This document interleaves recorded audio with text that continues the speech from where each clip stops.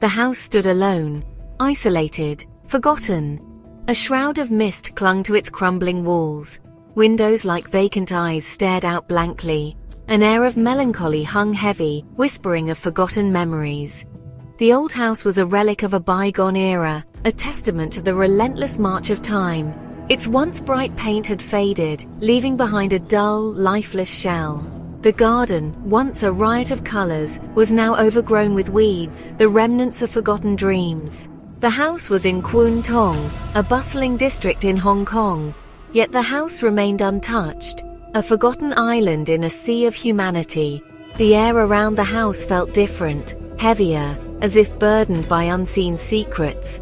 The silence was broken only by the rustling of leaves and the distant hum of the city, a constant reminder of the life that the house no longer held. John, a young American antique collector, stood before the house. He had heard whispers of its haunted past, of a family that had vanished without a trace.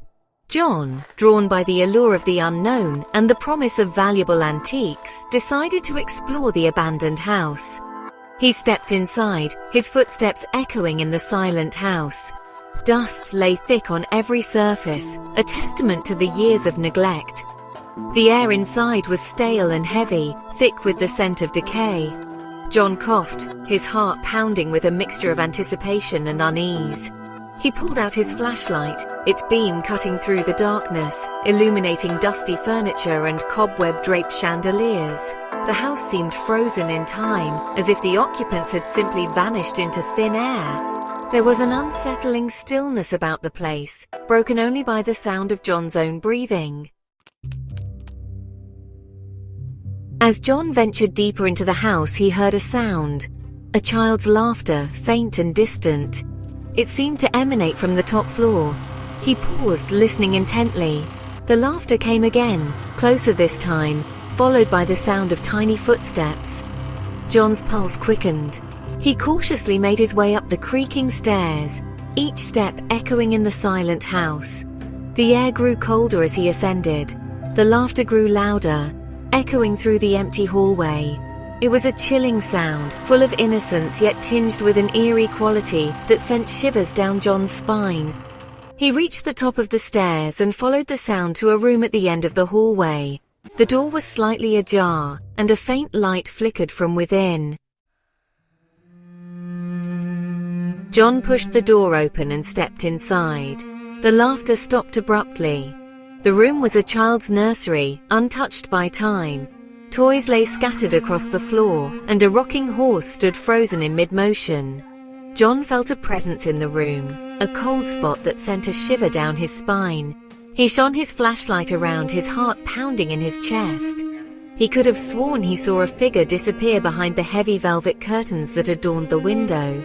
As he approached the window, he heard whispers, soft and indistinct, like voices carried on the wind. They seemed to be coming from the walls themselves, whispering secrets from the past. John's breath caught in his throat, his senses on high alert. He couldn't decipher the words, but the tone was mournful, filled with an unspeakable sadness. Section 5. The Vanishing Painting. John's flashlight beam fell on a painting above the fireplace. It depicted a happy family, a man, a woman, and a young boy. Their eyes seemed to follow him, their smiles cold and lifeless. He stared at the painting, mesmerized. Then, as he watched, the family in the painting began to fade. Their smiles turned into grimaces of terror, and their eyes filled with an unspeakable fear. John stumbled back, his heart racing.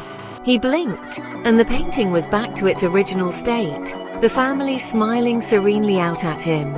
John couldn't shake the feeling that he was not alone, that he was being watched by unseen eyes. He decided to leave the nursery, the eerie laughter and the chilling painting etched in his memory. Section 6. The Face in the Mirror. John walked down the hallway, his footsteps echoing in the stillness. He passed by a large antique mirror.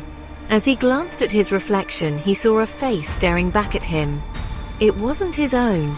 It was the face of a young boy, his eyes wide with fear, his mouth contorted in a silent scream. John whirled around, but there was no one there. He stared back at the mirror, his breath catching in his throat. The face was gone. He reached out a trembling hand to touch the mirror's surface. It was ice cold, sending a shiver down his spine. He felt a presence behind him, cold and menacing. Section 7. The Twist, A Family's Anguish. He turned slowly, his heart pounding in his chest. Standing before him was the ghostly apparition of a family, a man, a woman, and a young boy. Their eyes were filled with a profound sadness, their faces etched with pain and fear. The woman reached out a translucent hand towards John, her voice a mournful whisper. "Help us," she pleaded. "We're trapped." John took a step back, his mind struggling to comprehend what he was seeing. He realized that the whispers he had heard earlier were not from the walls. They were the voices of this family, seeking help from beyond the grave. The chilling laughter, the ghostly apparitions, the unsettling events. It all started to make sense. Section 8. Trapped.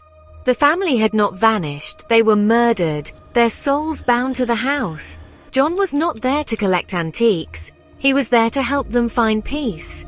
The twist of fate, the sudden realization of his true purpose, sent a shiver down his spine. He was not just an observer in a haunted house, he was now a participant in their tragedy. He was trapped in their story, a story of betrayal, murder, and restless spirits. The weight of their anguish pressed down on him, suffocating him with their despair. He knew he couldn't leave, not until he helped them find peace. Section 9. An Unforgettable Ending. John, now understanding the house's tragic history, vowed to help the ghostly family. He spent years researching, uncovering the truth behind their murder. He discovered a hidden room, a secret chamber where the family's killer had concealed their bodies. With the evidence brought to light, the killer was finally brought to justice. As the truth was revealed, the house seemed to sigh, a long, mournful sound that echoed through the empty rooms. The family's ghostly apparitions appeared before John one last time, their faces now peaceful, their eyes filled with gratitude. They faded away, finally free from their earthly bonds. John, forever changed by his experience, left the house, the echoes of the family story forever imprinted on his soul. The house in Kwun Tong stood silent once more, its secrets buried in the past, a chilling reminder of the darkness that can lurk beneath the surface of even the most ordinary lives.